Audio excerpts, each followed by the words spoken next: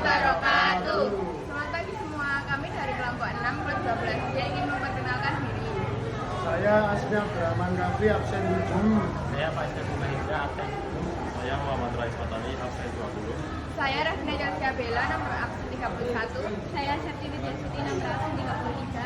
Saya Revalia Anera Ranti, nomor absen 30. Selamat menyaksikan.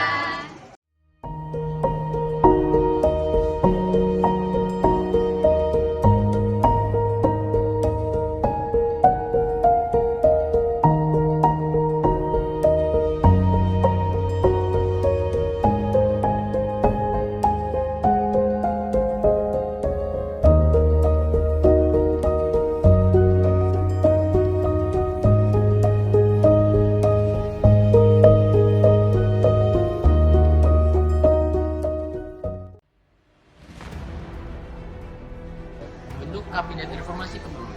Setelah dilantik menjadi Presiden ketiga Republik Indonesia pada 21 Mei 1998, langkah pertama B.J. Habibie adalah membentuk Kabinet Reformasi Pembangunan. Kabinet ini dibentuk pada 22 Mei 1998 dan terdiri dari 36 menteri. Pembagiannya meliputi 4 menteri koordinator yang bertugas mengkoordinasikan berbagai departemen sebagai bidang ekonomi, politik, dan kesejahteraan rakyat.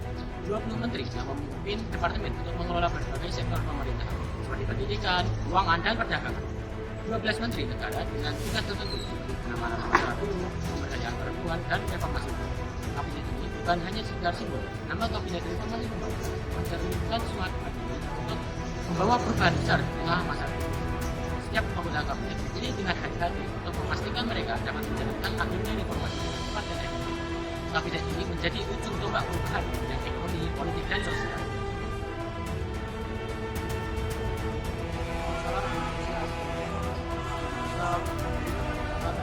Indonesia atau yang disebut dengan ABRI memiliki peran ganda atau berfungsi. ABRI tidak hanya bertugas memberi keamanan, tetapi juga terlibat aktif dalam politik. Mereka memiliki kursi tetap di parlemen tanpa melalui proses sejarah, mulai memegang kekuasaan besar dalam pemerintahan. Saat menjabat, Habibie melihat peran ganda ini itu dia memulai reformasi dari bumi militer. Salah satu langkah besar dari Habibie yaitu memisahkan Polri dan ABRI di sebelum misalnya ini Polri berada di bawah kementerian militer. Namun setelah kebijakan ini diberlakukan pada tahun 1999, Polri menjadi instansi yang berdiri sendiri dengan tugas khusus dalam keamanan. Selain itu, langkah lain ini dilakukan untuk mengurangi intervensi militer dalam politik seperti penghapusan konstitusi militer di DPR secara bertahap. Dan kebijakan ini militer diarahkan untuk lebih fokus pada tugas pertahanan negara seperti urusan yang diserahkan sebelumnya pada pemerintahan sipil. Kebebasan membentuk partai politik. Sebelum masa reformasi, sistem politik di Indonesia sangat terbatas. Selama lebih dari 30 tahun, hanya ada 3 partai politik yang diakui pemerintah, yaitu Golkar, PDIP, dan PDN. Kebebasan rakyat untuk menyalurkan aspirasinya sangat dibatasi. Habibie mengubah itu semua. Dia membuka peluang bagi rakyat untuk membentuk partai politik baru. Kebijakan ini menghasilkan lonjakan jumlah partai politik. Pada pemilu 1999, terdapat 58 partai politik yang berpartisipasi, termasuk 55 partai baru yang terbentuk pasca reformasi.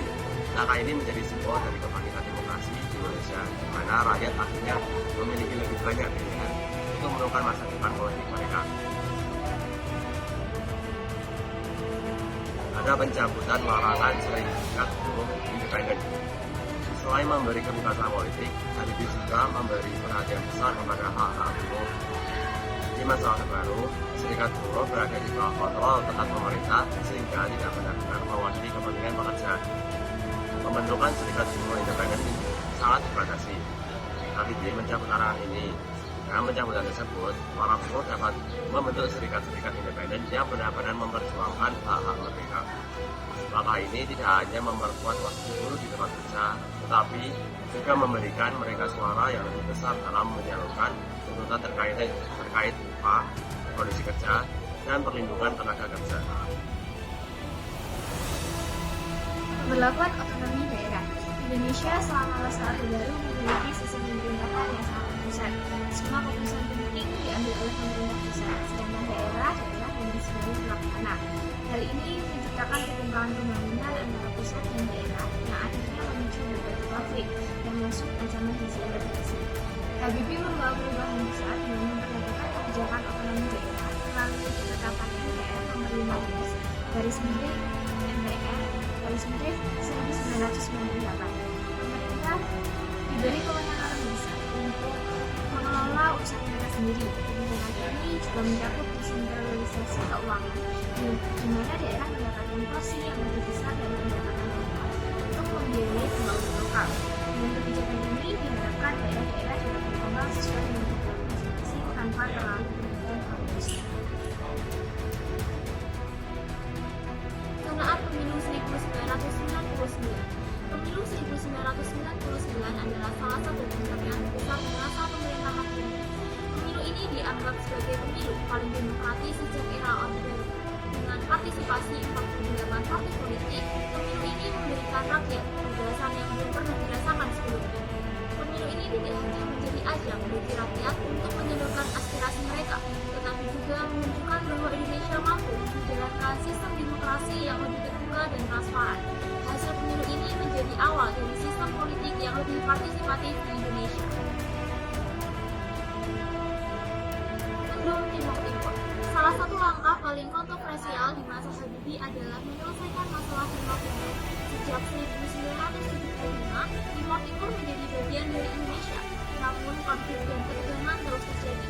Di bawah tekanan internasional, Habibie mengambil keputusan besar dengan memberikan referendum kepada rakyat Timur Timur. Pada 30 Agustus 1999, referendum digelar dan mayoritas rakyat Timur Timur memilih untuk merdeka. Keputusan ini menuai kritik tajam di dalam negeri, namun di sisi lain, Habibie mendapat apresiasi dunia internasional karena dianggap menghormati prinsip demokrasi dan hak asasi manusia. Teman-teman, reformasi politik di masa Presiden B.J. Habibie membawa perubahan besar yang menjadi fondasi demokrasi Indonesia hari ini.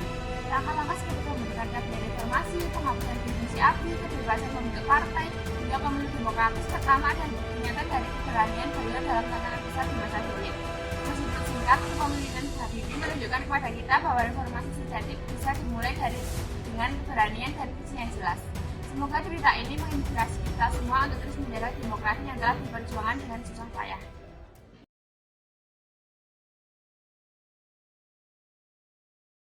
Saya ingin sampaikan kata-kata akhir dari Ainun kepada saya. Kalau kamu merindukan saya, banyak kenang-kenangan yang dicintai. Saya belum mengerti. Ialah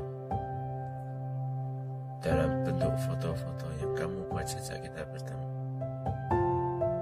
Kamu lihat foto itu, dan tiap kali kamu melihat wajah saya dan kamu, tolong panjatkan doa. Saya belum mengerti. Gak nyambung.